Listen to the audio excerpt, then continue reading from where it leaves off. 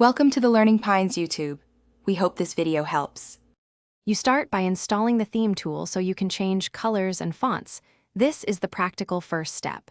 Open a terminal and run pip install Jupyter themes, or use conda if you prefer.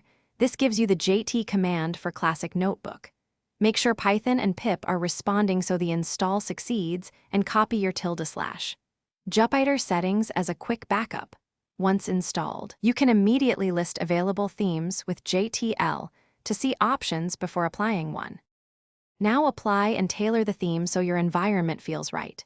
For Classic Notebook, run a themed command such as jttmonokai froboto fs12 to change background, code font, and size. Include Selwa 90% to constrain cell width. For Jupyter Lab, open the settings menu and choose a dark theme or a shipped theme to avoid rebuilding extensions. This is faster and integrates with its UI. Once done, inspect a few notebooks to confirm syntax, colors, and contrast. Finish by restarting the server and refreshing the browser so style files load cleanly. Stop and start Jupyter Notebook or refresh the Jupyter Lab page.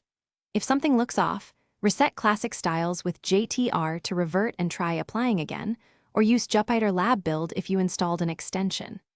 One key troubleshooting tip: clear your browser cache and disable other UI extensions first. Many conflicts are caching or extension order related, so that single step fixes most stubborn theme issues. Thanks for watching. Consider subscribing if we helped you.